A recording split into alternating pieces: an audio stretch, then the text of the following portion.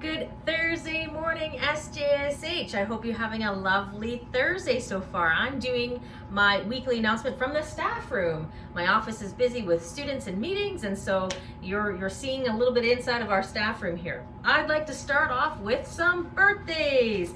So we have a few birthdays this week. First was Raina He. Your birthday was on the 12th. Happy birthday, Raina. And then on the 13th, that's today, it's Chelsea. Happy birthday, Chelsea. And then on the 16th, we have two birthdays, Jade Little and Tyson Stoyles. Happy birthday, Jade and Tyson. So this last week, we had Raina, Chelsea, Jade, and Tyson. I hope you all have wonderful birthdays. Next, I have some shout outs. All right, so the first shout out comes from Miss Brown. She would like to give a shout out to all of Room 9.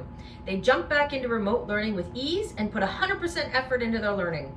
It is a little sad that so many Room 9 students are now used to on-learning, but it's so great to see that the drive to learn is still there and their ability to adapt through tough situations is getting stronger. I cannot wait to see them all back in the classroom. From Miss Brown. Yes, I agree. It is a little sad that everyone's getting used to online learning, but at the same time, I'm really proud of you all for being adapting to online learning. So Room 9, Miss Brown's proud of you. I'm proud of you. I can't wait to see you next week. Next comes from Miss Gerber. She wants to give a shout out to Aiden for helping his peers troubleshoot tech difficulties and helping Miss Gerber when her videos are not playing. Keep up the great work. Well, thank you, Aiden. That's very helpful. Maybe you're a future IT specialist. She also wants to give a shout out to her whole grade 3-4 class for their continued effort and participation during online classes. Yes, I agree. Especially the younger the students get, when you see these kids just paying attention and trying their best, it is so heartwarming. Congratulations. Next, now talk about young kids. This next one comes from Miss Gill. She wants to give a shout out to her kindergarten parents. She says they absolutely deserve a shout out. They have stuck it out side by side with their kids, encouraged, motivated, participated in our daily Zoom meetings, and have made this learning experience more enjoyable for everyone. I am so lucky to have such supportive parents working alongside me as we transition through virtual learning together.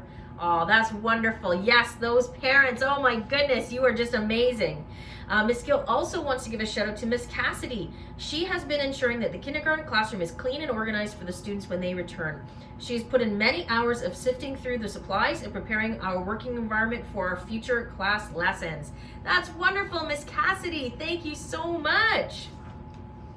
Next shout out comes from Mr. V. He wants to give a big shout out to his whole class for showing up, getting ready for school, doing their best every day, and getting through this together. I couldn't be more proud of them, overcoming all obstacles in front of us and still moving forward as a group. That's from Mr. V. What a great shout out. Thank you, Mr. V, and thank you, Room 15, for all of your hard work. The last shout out I have comes from Miss Butcher, and it goes to all of Miss Butcher's classes. Thank you for putting up with and being flexible with the chaos that happens in her house during online learning. Along with trying to teach her high school classes, she has two very active, very small, and vocal children at home who are struggling like many other kids with their own online learning.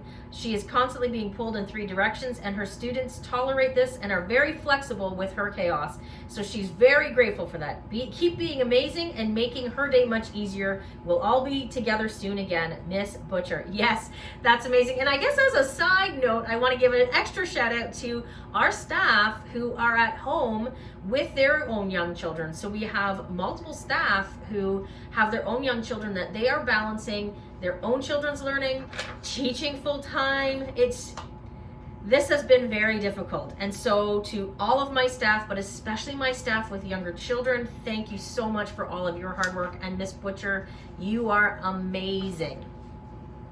All right, my last piece of announcement is talking about the back to school policy and how we're going to handle things moving forward. The guidance from the ministry isn't really guidance that much.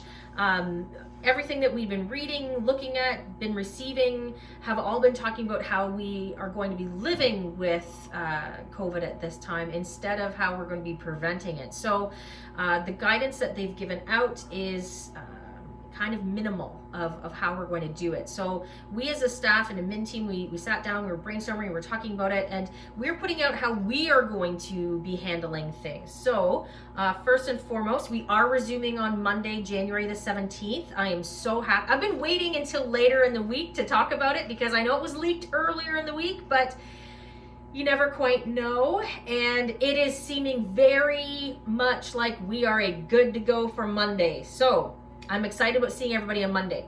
So for school attendance, in a nutshell, if you are sick in any capacity, do not come to school.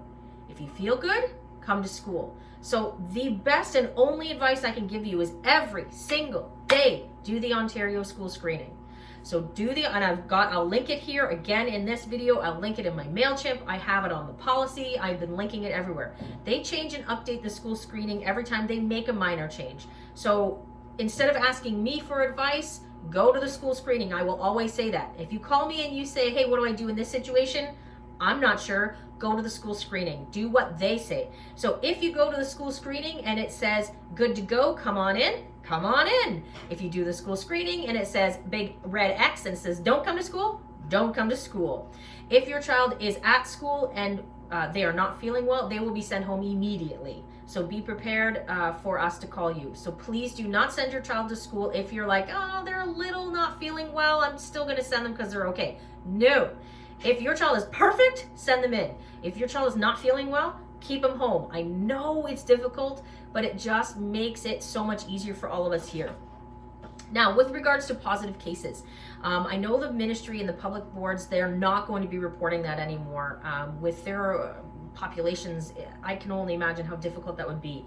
What we've decided that if we are informed of a student in class testing positive, then we will inform the students, the parents of that class through email. So if we are informed of a positive test, parents of that child's class will be informed by email. You as parents can make the decision to keep your child home for a few days or to have them continue in person if they continue to pass the school screening and they are asymptomatic. Elementary students that are staying at home for those few days, there will be work posted on Edmodo. Teachers will be connecting, making sure that they know what they're doing. So the teachers will be keeping up with those students. Any high school students that are staying home, you can just continue to join in through the live Zoom classes that are presented from each class up in the high school. And then students would be informed in email when the Zoom and Edmodo portion of the at-home time would end, and then the full in-person program would resume again. The ministry has also tagged on that 30% of the population. So if 30% of the population is away due to illness, we would be contacting public health and then they would give us guidance. So they didn't say what would happen. They just said schools have to contact us if there's 30% away. Now they are talking about 30% away in total, but we often know when somebody's away because they're going on a trip or they're away because of not feeling well. So we're going to be tracking the ones that are not feeling well. So if you happen to be going somewhere next week or the week afterwards and you inform us and say, hey, we're actually on vacation for the next 5 days, I'm not going to be adding those absences as part of the illness absences. They would still be an absent, but if you're just away, then it's not necessarily due to something. It's because you're having family time together. So I won't be including those in that kind of illness population. But if we happen to get to that 30% of illness in our population, yes, we're contacting public health, and then they will be letting us know what we need to do or not do. As everybody knows, guidance changes all the time. So everything that I've just said here could change next week, and I apologize for that. We just continue to navigate this as best we can. The last thing I put on the policy, and again, I will be linking this and sending it along so all of you have it. But again, there's a lot of parents who call me to say, well, what should we do in this situation? Or what is the guidance in this situation?